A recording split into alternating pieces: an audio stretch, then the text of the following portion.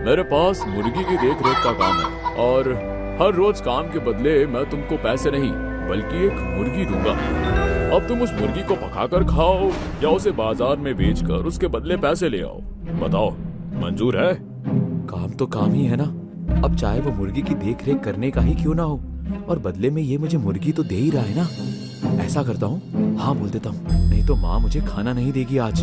क्या हुआ? बोलो, काम करना है या नहीं? करना है ना सेठ जी। ठीक है, आज से सारी मुर्गियों की देखभाल करने की जिम्मेदारी तुम्हारी होगी। और हाँ, इन्हें समय से दाना पानी खिलाते रहना, और याद रहे एक भी मुर्गी इधर उधर ना जाने पाए। ठीक है सेठ जी, मैं इनका अच्छे से ध्यान रखूंगा। सेठ मुरली को मुर्गी की देख रेख करने का काम देकर चला जाता है। आ आ आ ले, दाना खा, दाना खा, आ आ आ आ। अचानक सभी की सभी मुर्गियाँ कुकड़ू कू करती हुई इधर उधर भागने लगती है। अरे ओ मुर्गियों, कहाँ भागे जा रही हो? अरे रुको, ये मुर्गी है या आफत, पकड़ने में ही नहीं आ रही।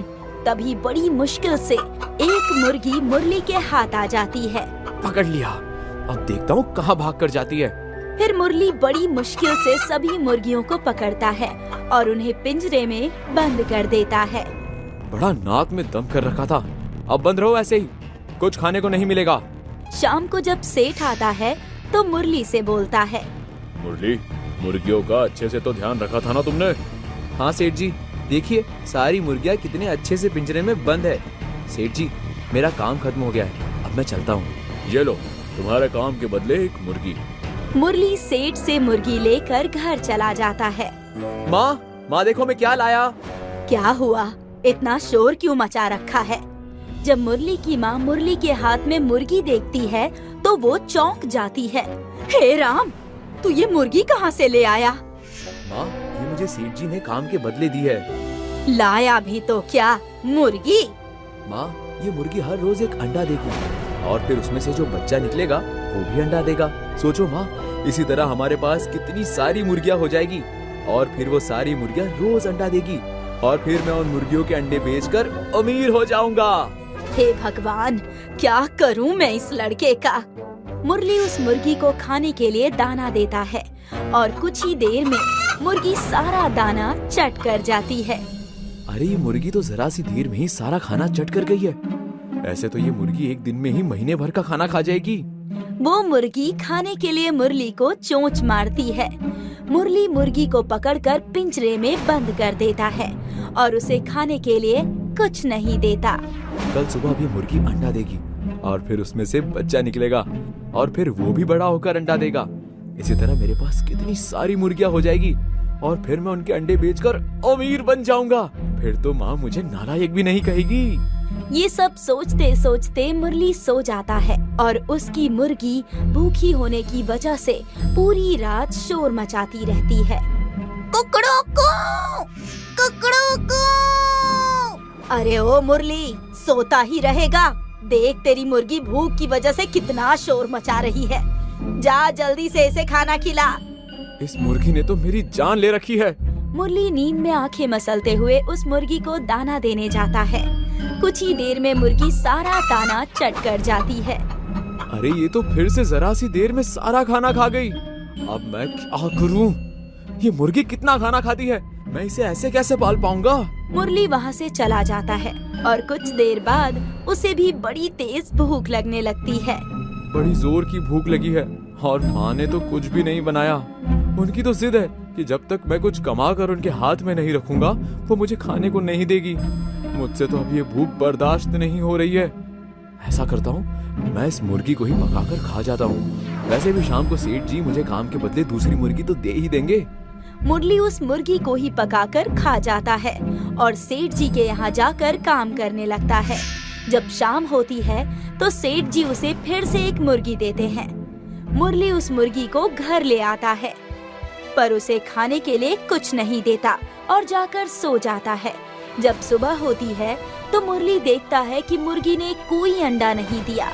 अरे इस मुर्गी ने भी अंडा नहीं दिया, लगता है मुझे इसे भी पकाकर खाना पड़ेगा।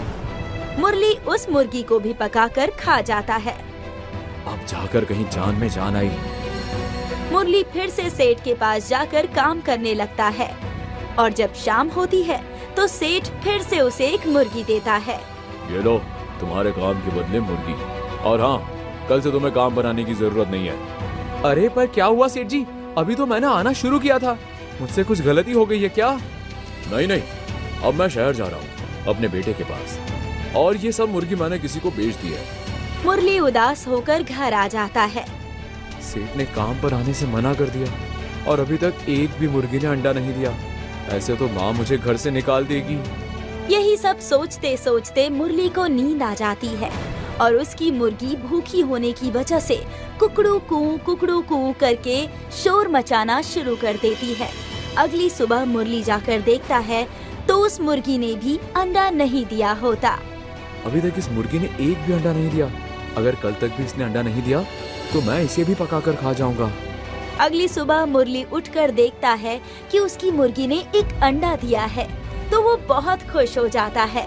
आखिर मेरी मुर्गी ने अंडा दे ही दिया। अंडा देखकर तो मुझे भूख लगने लगी। मैं अब इस अंडे का ऑमलेट बनाकर खाऊंगा। फिर मुरली अंडा लेकर उसका ऑमलेट बनाने लगता है और उस ऑमलेट की खुशबू चारों तरफ फैलने लगती है। वाह वाह, इस ऑमलेट की खुशबू तो बड़ी ही अच्छी आ रही है। लगता है ऑमलेट बड़ा ही स्वादिष्ट बना है। अब तो मुझसे रुका ही नहीं जा रहा। फिर जैसे ही वो अंडे का ऑमलेट खाने के लिए चूल्हे पर से उतारने ही जा रहा होता है कि तभी उसकी मुर्गी जोर जोर से कुकड़ू कू करके शोर मचाना शुरू कर देती है। इस मुर्गी को भी अभी शोर मचाना था। ऑमलेट भी चैन से नहीं खाने देती। जरा देख कर आता हूँ ये इतना शोर क्यों मचा रही है। मुरली उस मुर्गी को जाकर देखता है।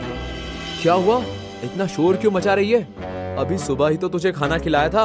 अब मेरे पास तुझे देने के लिए और खाना नहीं है। अब चैन से मुझे ऑमलेट खाने दे। उसी समय अंतरिक्ष से एक राजा पृथ्वी पर घूमने के लिए आते हैं, जिसे ऑमलेट की खुशबू आ जाती है। ये इतनी स्वादिष्ट सुगंध कहाँ से आ रही है? हमने विभिन्न प्रकार का भोजन खाया है, पर ऐसी सुगंध तो हमें कभी भी नहीं आई। अब तो हमसे रुका नहीं जा रहा। जल्दी से जाकर पता लगाओ कि ये सुगंध कहाँ से आ रही है। महाराज, ये खुशबू इसमें से आ रही है। इसकी महक तो बड़ी अच्छी आ रही है। जब इसकी सुगंध इतनी बढ़िया है तो ये भोजन खाने में कितना स्वादिष्ट होगा। हम इसे अभी खाकर देखते हैं। राजा जैसे ही ऑमलेट खाता है तो बस खाता ही रह जाता है। वाह, क्या स्वादिष्ट भोजन है। ऐसा भोजन तो हमारे ग्रह पर हमने कभी नहीं खाया। हमें हर रोज यही भोजन चाहिए। अगर हमें ये भोजन नहीं मिला तो हम अपने ग्रह पर वापस नहीं जाएंगे। उधर जब मुरली वापस आकर देखता है तो उसका ऑमलेट गायब हो चुका होता है और वो ये देखकर परेशान हो जाता है। हे भगवान, मेरा ऑमलेट कहाँ चला गया? अभी तो मैं यही प्लेट रखकर गया था। उधर दूसरे ग्रह के राजा को वो ऑमलेट इतना स्वादिष्ट लगता है कि वो अपने सैनिक से कहते हैं, पता करो ये भोजन किस चीज से पकाया जाता है। जी महाराज। राजा के सैनिक ऑमलेट के राज का पता करने के लिए छुपकर उसके घर के बाहर खड़े हो जाते हैं, पर उन्हें कुछ पता नहीं चलता। सुबह तक वो वहीं बैठे रहते हैं और अंदर नजर रखे रहते हैं। सुबह जब मुर्गी दोबारा अंडा देती है तो मुरली उस मुर्गी के अंडे को देखकर बहुत खुश हो जाता है। दे दिया मुर्गी ने अंडा। जल्दी से जाकर मैं इसका ऑमलेट बनाकर मजे से खाऊंगा। कल ना जाने कौन चोर मेरा ऑमलेट चुरा कर खा गया। मुरली ऑमलेट खाने बैठा ही था कि तभी उसकी मुर्गी फिर से कुकड़ू कू करके शोर मचाना शुरू कर देती है। कुकड़ू कू! ये मुर्गी भी ना गलत समय पर चिल्लाना शुरू करती है। मुरली फिर से ऑमलेट वहीं छोड़कर अंदर कमरे में मुर्गी को देखने चला जाता है। क्या हुआ? तू फिर से शोर मचाने लगी? देख, मेरे पास तुझे खिलाने के लिए कुछ नहीं है। अब शोर मचाना बंद कर। ना जाने कल कौन चोर मेरा ऑमलेट चुरा कर खा गया। अब मुझे जाकर ऑमलेट खाने दे। तभी पीछे से सैनिक ऑमलेट लेकर अपने राजा के पास चले जाते हैं। महाराज, एक कुकड़ू को बोलने वाली अजीब सी चीज से ये सफेद रंग का बड़ा अद्भुत मोती निकलता है। उसी से ये भोजन पकाया जाता है। अच्छा, तो ये भोजन बड़े मोती से बनाया जाता है। तो फिर उस चलने वाली चीज को हम अपने साथ ही लेकर चलते हैं। ये कहकर मुरली वापस से अपना ऑमलेट खाने के लिए चला जाता है तो ऑमलेट की प्लेट गायब पाता है। अरे, मेरा ऑमलेट कौन चुरा कर ले गया? मुरली दुखी होकर अंदर जाता है तो देखता है कि उसकी मुर्गी भी गायब है। अरे, ऑमलेट के साथ साथ कोई मुर्गी भी ले गया। ऑमलेट चुरा कर ले गया, पर कम से कम मुर्गी तो छोड़ देता। हे भगवान, अब मैं क्या करूँगा? उधर दूसरे ग्रह के राजा उस मुर्गी को अपने ग्रह पर ले जाते हैं और बड़े ध्यान से मुर्गी को देखने लगते हैं कि कब वो मोती देगी। सैनिक, इतनी देर हो गई, अभी तक इस कुकड़ू को बोलने वाली चीज ने मोती नहीं दिया। तभी वो मुर्गी अंडा देती है, जिसे देखकर राजा बहुत खुश हो जाता है। ये देखो मोती। सैनिक, इस कुकड़ू ने मोती दे दिया। अब जल्दी से इससे भोजन पका कर लाओ। महाराज, अब इससे भोजन कैसे पकाया जाता है, ये तो मनुष्यों को ही आता होगा। तो तुम लोग उस मनुष्य को पकड़कर हमारे ग्रह पर लेकर आओ। जी, हम अभी लेकर आते हैं महाराज। फिर राजा के सैनिक रात को आकर मुरली को उठाकर अपने उड़न खटोले में बिठाकर अपने ग्रह पर ले जाते हैं। अरे ये मैं कहाँ आ गया? ये कौन सी जगह है? मुरली अपने सामने दूसरे ग्रह के राजा को देखता है। ए मनुष्य, तुम जो इस अजीब सी चलने वाली चीज से जो सफेद मोती निकलता है, उससे हमें भोजन बना कर दिखाओ। यहाँ के लोग अंडे को मोती क्यों बोल रहे हैं? और अगर तुमने हमारी बात नहीं मानी तो हम तुम्हें इस अजीब सी चलने वाली चीज की तरह बना देंगे। ये क्या मुसीबत है? अगर मैंने राजा की ही बात नहीं मानी तो ये राजा मुझे भी मुर्गी बना देगा। अरे नहीं नहीं, मुझे इनकी बात तो माननी ही होगी। क्या हुआ तुमको? बना दे तुमको ऐसा? नहीं नहीं महाराज, महाराज आप इसे अपने ग्रह का खाना खिलाओ, जिससे ये बड़ी हो जाएगी और फिर रोज अंडा देगी। मुरली वहाँ रहकर उस मुर्गी की देख रेख करने लगता है और जब अगले दिन वो मुर्गी अंडा देती है तो मुरली उसका ऑमलेट बनाकर राजा को खाने के लिए देता है। वाह वाह, क्या खुशबू है! वाह क्या स्वादिष्ट भोजन है! सच में खाकर मजा आ गया। राजा ऑमलेट खाकर बड़ा ही खुश होता है। हम तुमसे बहुत खुश हुए। बोलो तुम्हें क्या चाहिए? महाराज, मुझे कुछ नहीं, बस आप मुझे एक अंडा दे दीजिए, मैं उसी से अपना व्यापार आगे बढ़ा लूंगा। ठीक है, तुम ये अंडा ले जा सकते हो। फिर राजा मुरली को अपने ग्रह की मुर्गी का बड़ा सा अंडा देता है और फिर उसके सैनिक मुरली और उसके अंडे को पृथ्वी लोक पहुंचा देते हैं। मुरली अपने अंडे का बड़ा ही ध्यान रखता है और कुछ ही दिन में उसमें से एक बच्चा निकलता है और वो बच्चा धीरे धीरे बहुत बड़ी मुर्गी बन जाता है। इस मुर्गी की आवाज तो कुछ ज्यादा ही तेज है। इस मुर्गी को सबकी नजर से छुपा कर रखना पड़ेगा, जिससे किसी को पता न चले। मुरली उस मुर्गी को एक बड़े से कमरे में छिपा कर रख देता है और उसका अच्छे से ध्यान रखने लगता है। एक दिन वो मुर्गी एक बहुत बड़ा सा अंडा देती है। इतने बड़े अंडे से ऑमलेट बनाकर तो मैं पूरे गांव को खिला सकता हूँ। फिर मुरली उस अंडे से ऑमलेट बनाने लगता है, जिसकी खुशबू चारों तरफ फैलने लगती है और फैलती हुई वो सबके घर तक पहुंच जाती है। इतनी अच्छी खुशबू कहाँ से आ रही है? साहूकार से रुका नहीं जाता और वो खुशबू की सुगंध लेते लेते मुरली के घर तक पहुंच जाता है। अच्छा, तो ये खुशबू इस मुरली के घर से आ रही है। और तभी मुरली साहूकार को अपने घर के बाहर खड़ा देखता है। साहूकार जी, आप यहाँ? तुम्हारे घर से एक खुशबू आ रही थी, उससे मुझे रुका नहीं गया और मैं यहाँ तुम्हारे घर तक पहुँच गया। वैसे तुम क्या पका रहे हो जो इतनी अच्छी और बढ़िया खुशबू आ रही है? साहूकार जब ये ऑमलेट खाएंगे तो कितने खुश हो जाएंगे, और जब माँ को पता चलेगा कि उनके बेटे की वजह से साहूकार खुश हो गया है तो वो मुझे कभी भी नालायक नहीं कहेगी। फिर मुरली एक बड़ा सा ऑमलेट लाकर साहूकार को खाने के लिए देता है। अरे वाह, ये ऑमलेट तो बड़ा ही स्वादिष्ट है।